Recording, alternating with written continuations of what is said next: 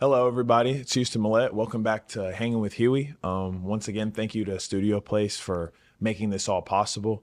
This is a great opportunity, and I think this is going to be a really great episode.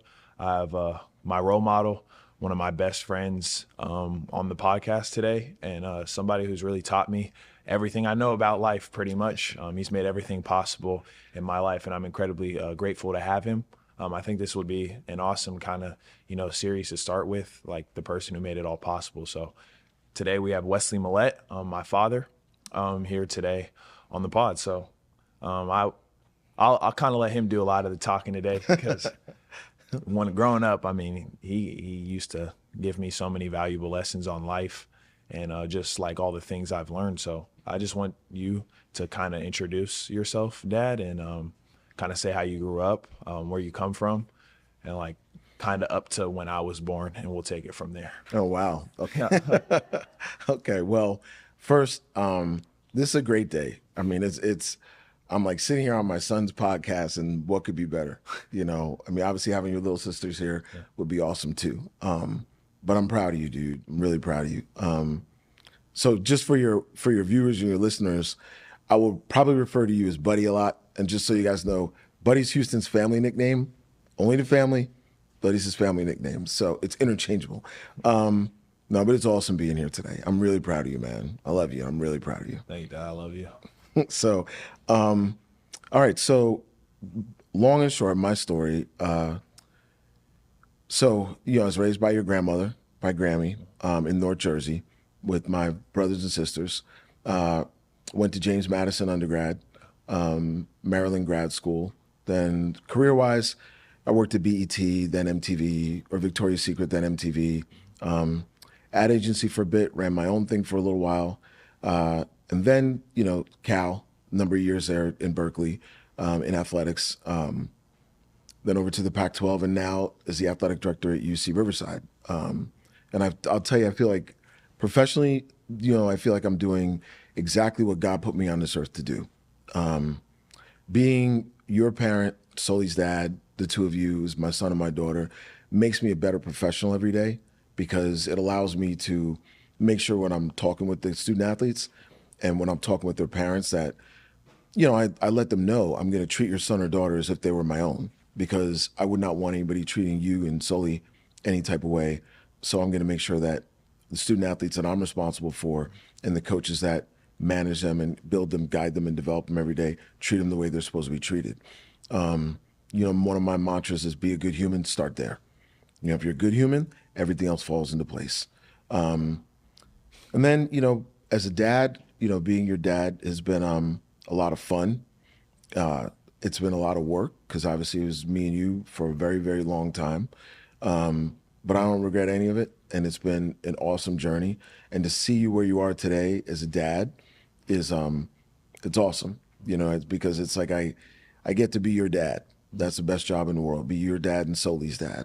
There's nothing better than that. Yeah. Awesome. So appreciate that. What was athletics like for you growing up? Like what sports did you play? I know, like obviously you're my dad, so I played baseball, basketball, and football up until high school for the most part, and then also ran track a little bit in high school. But I know you played a ton of sports growing up. How pivotal was athletics in your life? It was everything. I'm a competitor by nature, and I compete against myself more than anybody else. Growing up, started off playing soccer, baseball, basketball when I was little. Because your Grammy, my mom would not let your Uncle Chris and I play football for a long time. When she did, it was football, baseball, track and field. Then the latter part of high school, just track and field and football. We had an unbelievable track team in my high school, and I was proud to be, part of that team at Hanover Park. One of the top teams in the state of New Jersey. Football was always great. What events did you go in track? Hurdles, long jump, and the relays. Did you 100-meter hurdles? Yep, 110 hurdles, long jump, and in the 4x1 to 4x4. Hated the 4x4. That was painful. Why? Anything over 200 meters, it's not for me. I'm just like, I'm short distance and that's it. Yeah. But But I loved it. And the thing about it was is what I realized was the coaches that I had, there were key coaches that I had along the way that really made a difference because those individuals were inspiring. They led me in ways that other people couldn't. And they allowed me to really understand and realize what my passion was, which was sports, music, and art. And, making the decision about what I wanted to do in life really centered around those three things because those were my three passions. And the thing that I learned through sports was you're going to have the highest of highs and the lowest of lows and everything in between. But everything that you experience through sport, everything you're going to experience in life, you're going to learn through sport how to deal with it. Yeah. So, I mean, I use that phrase all the time. Like, even at kind of Alabama, we're reading this book called Pound the Stone by Joshua Metcalf. Also, interesting enough, like we read Chop Wood, Carry Water. that's right. That's one of my favorite sayings. Just keep chopping. Yeah. That's what life's about. Exactly. You got to just keep chopping. And in that, like I always say, like sport is a microcosm of life. I remember talking to Coach Pannone, and like obviously I've been injured and I haven't been able to play as much as I want to right now. But we were just talking about basically how like life is, like this is all a teacher of it. Like basketball is important, but you're putting a round ball in a hoop. And I know I'm just like you. I get very obsessed. I have a very obsessive personality, and kind of like it takes up a lot of my mind. But he's spot on. You're spot on. Like basketball is going to end for all of us. Like Right. I plan to play until can't walk anymore, like at the YMCA or whatever. But like that's not who we are as people. Right. The game's not who we are as people. But I think like that's a great point. So kind of before we get into like kind of our story, like what made you want to leave the corporate world and get back into athletics? That's a great question. Honestly, I reached a point where I felt like I couldn't be who I was. I felt like I was like putting on a mask every day and I was suppressing my passion. I wouldn't say it was a vacuous existence, but it definitely felt like I wasn't able to really be and be my true authentic self. And one thing I've learned through coaching, through being an AD, when you build people and you invest in them and you allow them to be their true authentic self and work and operate in a level where they're, like we say in sports, they're playing to win versus playing not to lose because they're playing with a reckless abandon and no fear because they can just be themselves. And that confidence level continues to grow. I didn't feel that in the corporate world.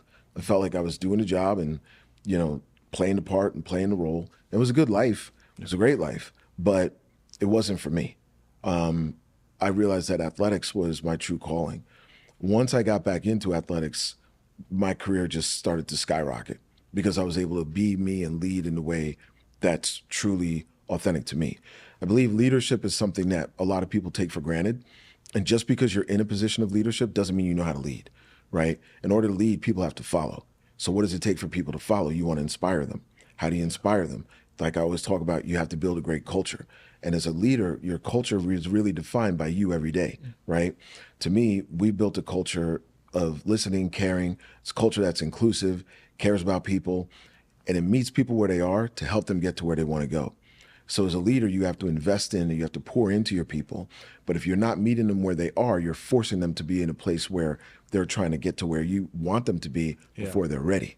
So pouring into your people, leading them, investing in them, finding ways to inspire them means you have to know them. Yeah. And the only way you get to know them is you have to spend time with them. And in the corporate side, it's hard to do that, right? On the athletic side, we're together every day, sometimes 10, 12, 14, 16 hours. Absolutely. Extended periods of time.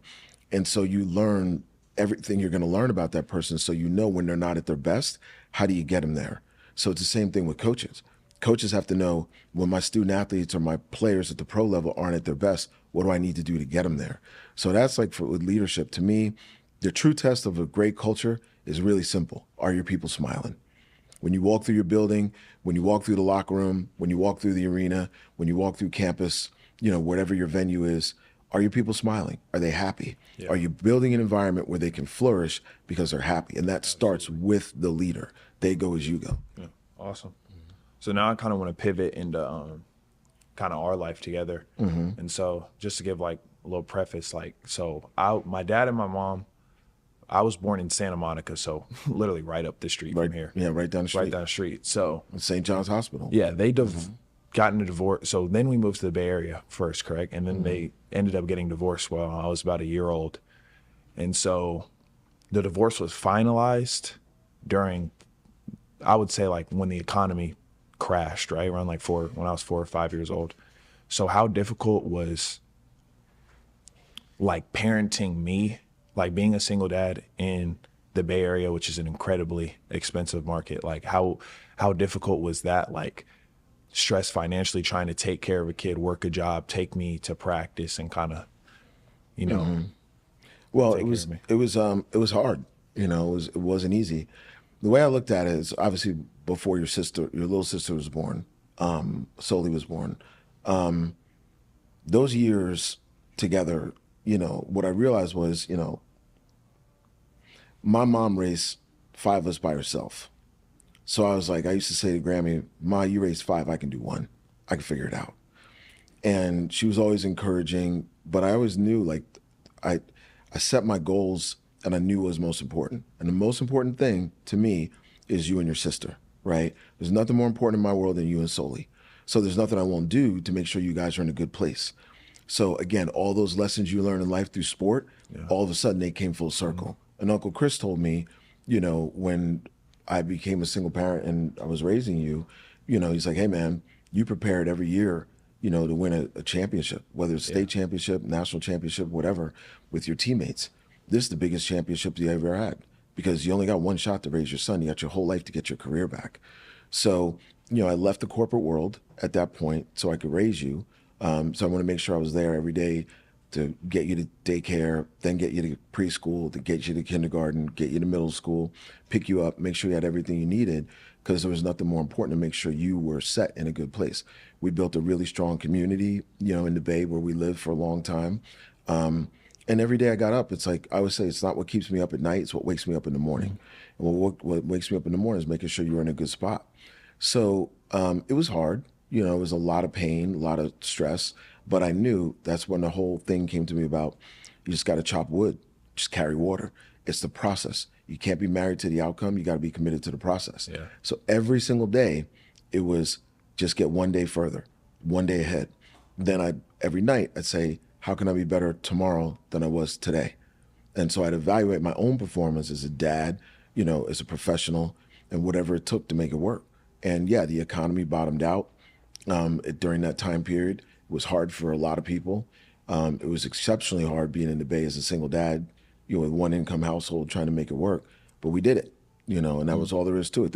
There's never a doubt. Yeah. You know, it was one of my I had two unbelievable athletic directors at Cal, Mike Williams and Sandy Barber. And Sandy used to say to us, failure is not an option, right?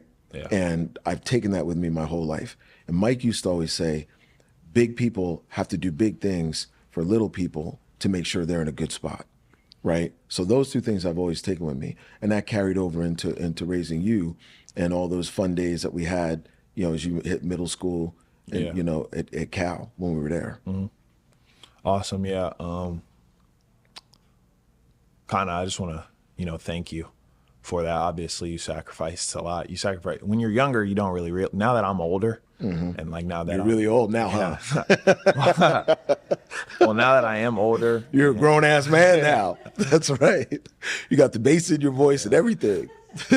exactly. But now that I'm older, proud of you, dude. I'm really proud of you. Sorry, buddy. Go ahead. I don't understand it because I don't have children, but I see like that's not an easy thing to do. It's hard for me to pick other things over playing basketball. Like, and I personally don't know if I could do the same, especially like, I think a big thing for you is like, people always ask me all the time, like, do I ever get mad? Like how loud you are at my games or whatever the case may be. For one, like people should be loud at a basketball game. First of all, the only reason it sounds so loud is because there's nobody in the building. Yeah, right? exactly. Like the thing in Tuscaloosa, you're going to find there's going to be 15,000 other people in the building. Yeah. So I tell people all the time, like, it's a game, not a library. You're there to cheer. You're there to inspire people, get the kids going. Yeah, no, and exactly. there's a reason why it's hard to play in certain stadiums and certain arenas because the fans are so loud. Yeah. Like, what do you like? Watching people at some games when they're on their phones and they're thinking about other stuff. I'm like, support the kids, man. get in and get behind them. Yeah. I'm sorry, but go ahead. But yeah, I was just gonna say, like, obviously you didn't have your father there in your life, so I think part of you wanted to be a dad you never really had, I guess you could say. So, I mean, obviously, like, I've been in Division I athletics now for 4 years, like being a college basketball player.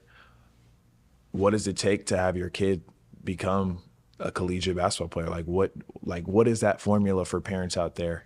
Obviously, it's different for every kid, but like how, like a lot of parents now, they try and like handicap their kids by giving them like pretty much everything they could possibly ask for. Like if they're playing AAU, I'm talking about more so this, like they're playing AAU, like they bounce team to team to team to team because they don't like the situation. Like how important is it to have your kid go through some sort of adversity to be able to be a college athlete? So, and what did those days look like? Like, especially when I was younger, like playing AAU and obviously moving out of Alameda when I was in 6th grade, going to like San Ramon and then Oakland, Richmond, all those different types of places. So it's a great question. So for starters, and I tell parents this a lot because I get a lot of calls from parents about what does it take. One, you have to have a real understanding of how good is your kid and what's your kid's ceiling, right? Not every kid's a D1 kid, right? And not every kid's there's a lot of parents who live vicariously through their children, which is a terrible thing to do. There's a lot of parents and a lot of kids who have an overinflated sense of self, right? To me, the formula is, one, your child has to have the talent and the ability, right? Two, you have to invest in them, right? And the way I look at it is with you and Soli, I let you guys find what you loved. And once you identify what it is you loved, then we went all in on it. And we poured everything we had into it to put you in a position where you had an opportunity and you then have a chance, right? Because without an opportunity, you don't have a chance, right? So when I realized when you were 9 years old, we had come back from football practice, some Wolverines practice, right? And I was in the back with a couple of the other coaches, Ron Robertson, LaRon, the guys, Junior, Tautasi, Anthony, all the coaches. And we were in the back and you were at tryouts for basketball that day. And one of the coaches came running into the room. It's like, you need to come out here right now. You need to come out here right now. I was like, what happened? And I ran into the gym and they had all the kids out there and they were like, watch. And you were 9 years old and you were literally destroying every single kid out there effortlessly. And that's the moment when I knew this kid's got what it takes. Because when you've done it and you work in it, you can see it. So I knew at that point, if Houston decides to pursue basketball, he's going to be in a great, great position. And I watched that at 9 years old, I knew, okay, this is where you're going. You still play baseball, play football for another year or two. But then once I realized basketball, when you said, Dad, basketball is what I want to do, we went all in. And that's when I realized at a certain point, by the time you hit 6th grade, you were tall at that point, but there's coaches and people who are like, we're going to play him at the 4 or 5. I'm like, he's not going to be a 4 or 5 as he gets older. He needs to learn how to be the 1 or the 2 or both. So got you from there to, over to Oakland, where you play with Keena, and Keena Payton and his team. And Keena developed you into a point guard / combo guard, and I always say, like, you had a lot of great coaches, but Keena taught you how to be an Oakland point guard, right? Which developed your moxie and your spirit and everything that goes along with it. And then other coaches developed your shooting, like Coach Marcus and everyone else, right? And so on and so on. Anyway, long story short, as a parent, you have to realize how good is your kid, what's your kid's dream. Then you have to put your kid in a position where they're with coaches, right? There's 2 types of high school coaches, in my opinion, right? There's a coach who can get your kid recruited because they're connected and they're focused on the bigger picture. Then there's the coach who wants to be the big person at the bar on the weekends and brag about their team and a state championship that they're going after, right? So, and then finally with that, buddy, from a parental standpoint, people have to realize also, it's like, look, once you put your kid in that position and they're on their way, you got to get out of the way. You're not, like, you don't coach them. Like, the one thing I've never done, I tell all coaches, I will never call a coach about your playing time. I will never call a coach about how you're doing. I will always make sure coaches know how you and your sister Soli are doing with your mental health, with what's going on in your world, how you're doing in school, other things that are impacting you, because it allows that coach to coach you better. The coach's job is to coach. The parent's job is to be the parent. Yeah. And all the parents who get in the way, and of their kids are damaging their kids' ability and opportunity to really excel, because coaches and administrators get to a point where you're like, you want to deal with that. Yeah. So I hope that answers your question. Yeah, no, definitely. I would say like from an early age, like I remember like I would come home after school or whatever. And mind you, I didn't have social media until I think I was in 8th grade.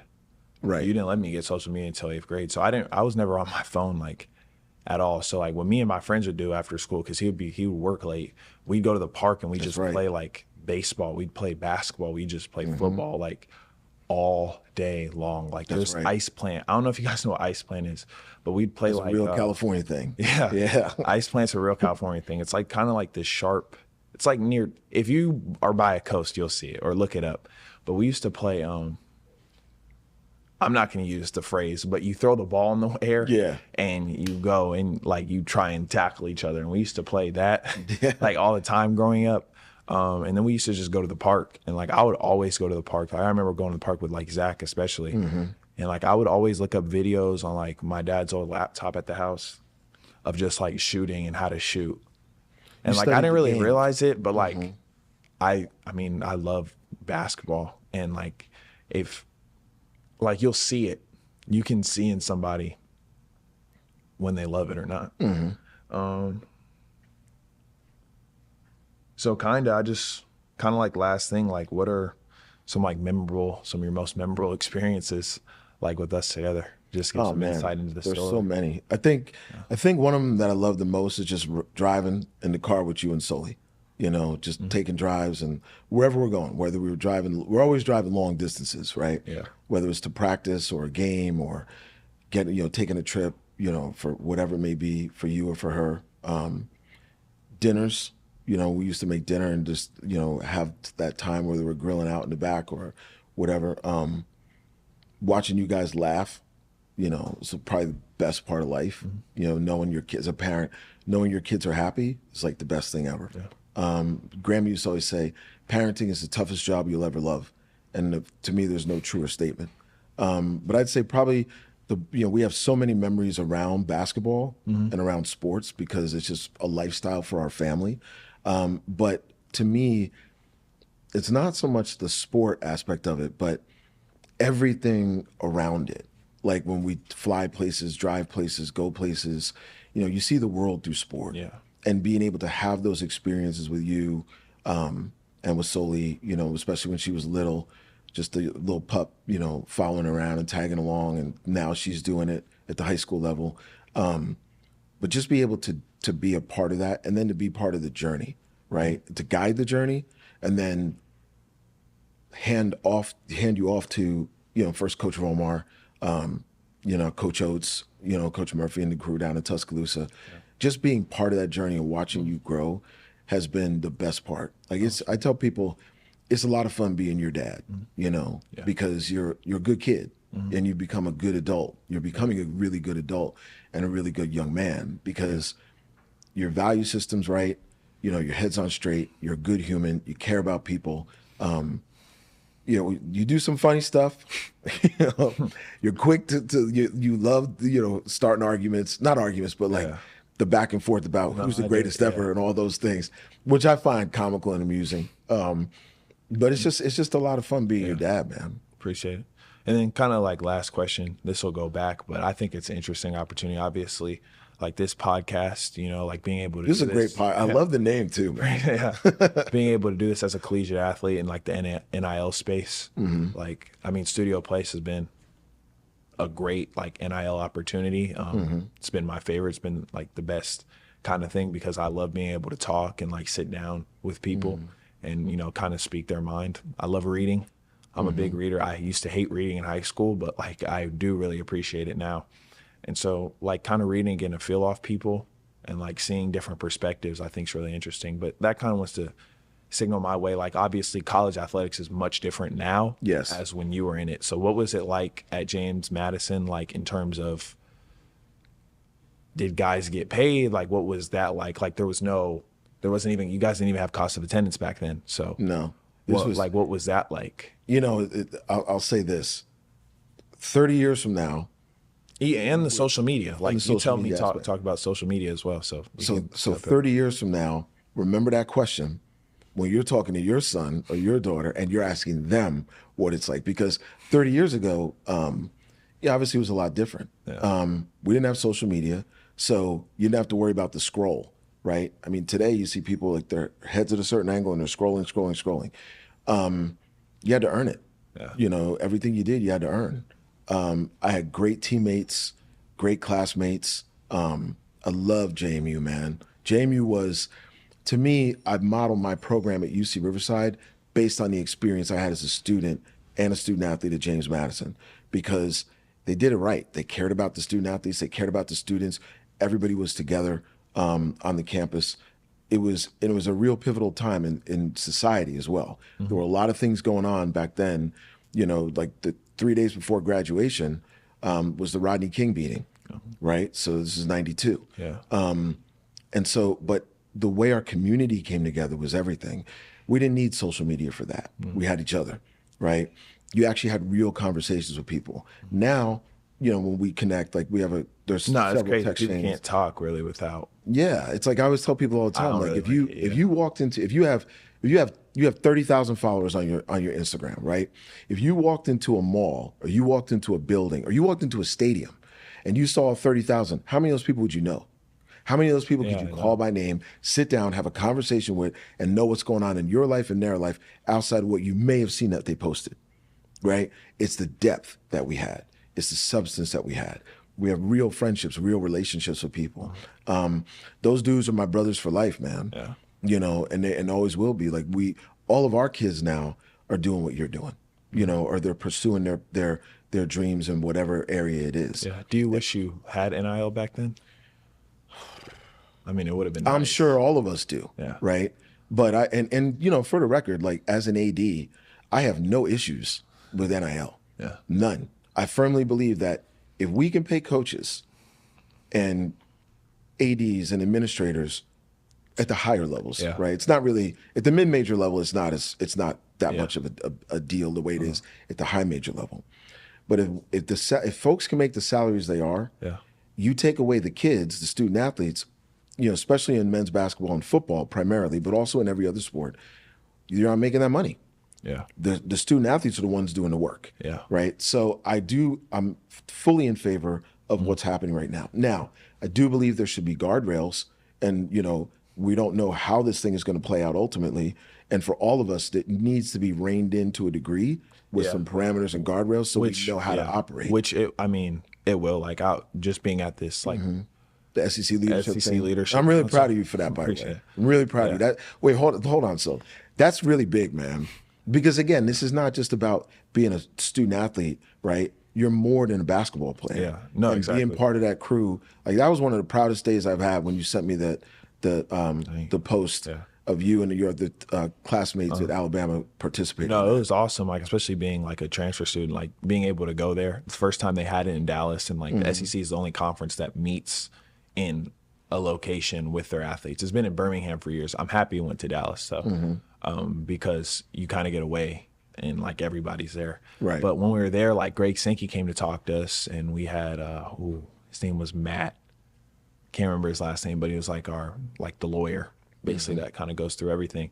And college athletics might look a whole lot different. Oh, it's going to look next very year. different. Like, Yes. especially with the Power Four conferences now, they're in a debt of like between I think like $22 to like $28 million for former student athletes who did not receive NIL. And like honestly, and so going forward, there's going to be a 22% rev share of the revenue that comes in, I believe. More or less, yeah. I don't know the It's exact very details. confusing. It's still being figured out, but yes. The NCAA, when they allowed NIL, I think it's great, but they set no parameters on it, and it's kind of biting them back in the ass a little bit, like with all these lawsuits. But I think the rev share will be far interesting, like because now, like how does Title IX come into play? How does sports that don't revenue generating sports, how do they, kind of come into play? But I think it'll be a lot interesting. I think the cool piece is, NIL will still be intact. So opportunities outside of the university. And it also kind of levels the playing field a little bit in terms of like these massive collectives, like paying people like insane amounts of money, which kind of like, especially you see it from a facility standpoint, like obviously being at Alabama versus being at Pepperdine facilities, it's not competitive at all. No, it's and night like and the day. people at Pepperdine were great. We had great staff. Coach Young was amazing, but like they don't have all the same opportunity that is at kind of a Power 4 school. Right. So I think it'll be interesting. Like I'm curious to see where college athletics goes, and you're right about seeing where my kids in the next 30 years from now. Well, yeah, I wonder how it's going to work then. Because like now, like the big issue I remember, because I was on the student athlete leadership council, like NCAA, and like we'd have meetings on Zoom about how our student athletes employees. So there's a lot there. Yeah, there's a lot to figure out. And there's certain protections that student athletes are going to want to keep and have in place. Definitely. There's certain protections they're going to have in place, and becoming an employee kind of takes some of those away. But being a student athlete is a job. It's a job because like school is one thing, especially Pepperdine, incredibly academically rigorous. Alabama is also a pretty good school. Like you have to do classwork at the same time you're spending. I spend probably like 60 hours a week basketball. Like you have practice, you have workouts, lift, film, meetings, treatment, travel, nutrition, all these different things that go into being an athlete. So you have all that on top of when you go home. Like you're also going to watch film when you go home. Right. So and you're investing in yeah. it, and that's the thing. Like the one thing that, Greg Byrne has done at Alabama, which I admire, is he's doing it the right way there. It's a Power 4 program, and the way everything has been structured. Tradition, and everybody supports everybody. Like it is a winning culture. It is an absolute winning culture. We call it T-Town, Title Town. Right. Really, And legends are made there, right? And he does it the right way.